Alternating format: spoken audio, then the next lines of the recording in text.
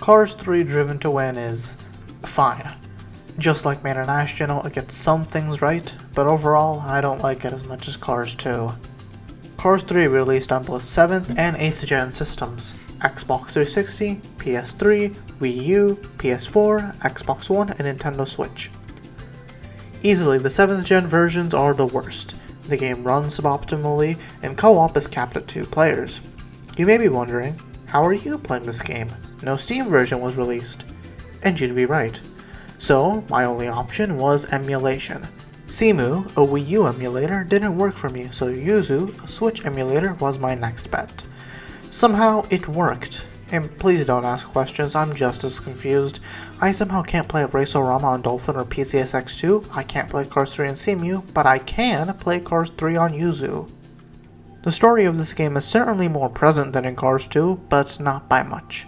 Chick Hicks has a simulator in his TV studio, and we use that to race. Chick sets up a race between Lightning, Storm, and Cruz, so we gotta practice for that race. Since we aren't in Chrome headquarters anymore, Chrome missions aren't a thing anymore. In fact, the progression has changed significantly. You don't have to complete missions anymore, instead you have to complete skill checks. These skill checks are basically mini achievements. You have to complete certain tasks to obtain skill checks, and the more skill checks you unlock, the more characters, tracks, and master level events you unlock. There are also a few different types of skill checks: driving, air tricks, weapons, events, multiplayer, long-term, Thomasville Playground, track antics, and cup series. Let's get to events. Races and battle races return, and some new weapons have been added, and all existing weapons have been given a redesign. There's a weapon that removes all current weapons from the track, one that gives all other players flat tires, a mine, and a few other cool new weapons. Attack has been renamed to Takedown, and the Lemons have also been replaced with a bunch of robot cars. Survival and Hunter have been removed. Instead, we have Stunt Showcase. You do a bunch of tricks in the air to gain points, and whoever has the most points by the end of the event wins. Best Lap Challenge has also been added, and it's basically a time attack mode. You have to complete the track in a certain amount of time to get the corresponding stars, and you also race against your ghost. Master level events are basically boss fights, and there are 4 of them. Miss Furger's boss fight is a battle race taking place in Thunder Hollow, Metered Gringer's boss fight is a stunt showcase in Heartland, Chick Hicks' boss fight is a takedown at Midnight Run, and Jackson Storm is the final boss, his being a race in Florida. You unlock these bosses by getting skill checks, and once you defeat the boss, you unlock that character. Instead of Chrome missions, we have the Cup series. It's 3 events in quick succession, and there are 5 types of cups: races, battle races, stunt showcase, takedown, and mixed. There are also 3 different difficulties: rookie, pro, and champion. Once you place at least 3rd in all 15 cups and defeat all the bosses, you unlock the Dinoco Cup. Now, I did not unlock the Dinoco Cup, and not because I'm so bad I couldn't place at least 3rd, but because I just got bored and didn't want to do all 15 cups. Especially since these cups are worse than the Chrome clearance levels. Those levels had variety in their modes, and they at least had something to spice up the event by the final few missions. There was one survival mission where you didn't have any batteries, or one attack mission where you had no weapons and had to use your in the zone to get the points necessary. Now, you just do the same event 9 times in a row, and it's really boring. There's nothing to spice it up, and the AI doesn't really change much. That is one thing that Cars 3 does better than Cars 2, the AIs are actually difficult to race against. They use the same shortcuts that you do, and they actually use techniques like backwards driving, two-wheel driving, and side bashing. The game's track selection is pretty good in my opinion. You visit pretty much every location in the movie: Firewall Beach, Thunder Hollow, Thomasville, Florida, and Radiator Springs. There are also some new places that either weren't in the movie or were hardly shown at all. There's Heartland, Arizona, and Midnight Run. A few tracks from Cars 2 were brought back as well, including Vista Run, Runaway Tour, Casino Tour, Buckingham Sprint, and Timberline Sprint.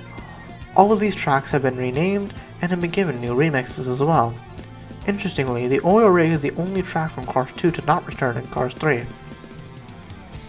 There's also a fun mode called Sponsored Team Race, where you can go through everything in the game with up to 4 players, and you have the paint jobs of sponsors in the Cars universe.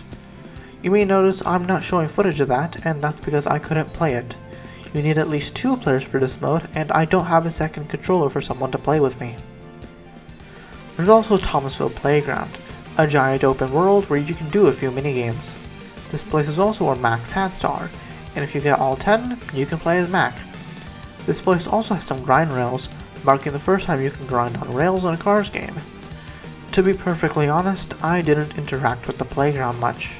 I only used it to get a few skill checks that would be really hard to get while normally racing. And I only got 1, maybe 2 of Mac's hats, and I didn't even do any of the minigames. Hey, editing Zemshia here? I forgot to mention how the characters actually speak now during races. You've got the racer saying banter and Daryl Cartrip as the announcer. No way they could have seen that coming. Now, this seemed like a good idea, but what ruins this is the fact that these characters do not shut up.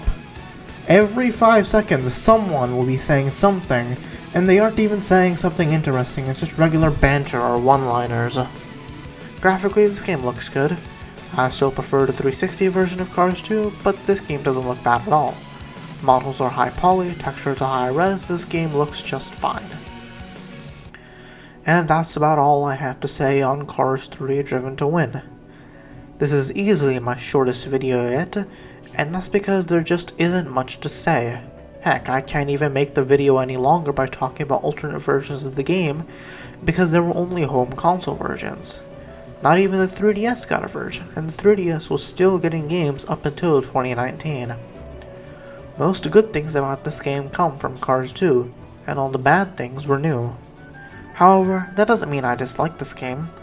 As I said earlier, this game is very similar to Cars 2, and that game was good. Not much change between games, so overall, I'd say this game is probably a 6 out of 10. Now, the review part of this video is over. You might be wondering where I'll go next, since I've reviewed all the Cars games that I can.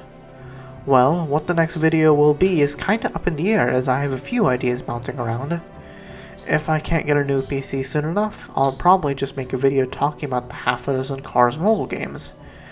If my new PC comes soon, then I can make the Racerama video. And when the Steam Summer Sale comes, hopefully Cars 2 and Mater Tall Tales will come on sale, and I can buy that and make a video on it. Eventually though, I'll run out of Cars games to talk about, so my next step will be making a video on some other games I really love. My next thought is the classic Mega Man games, as those are simple games that I can easily make a video on. I'll talk about classic Mega Man, move on to X, and then play Zero, ZX, and Legends games for the first time. So I hope you look forward to that. Thanks so much for watching. If you liked this video, leave a like. If you want to see more content like this, hit the subscribe button. Leave a comment telling me what you thought about this game, and if you had any fond memories of it.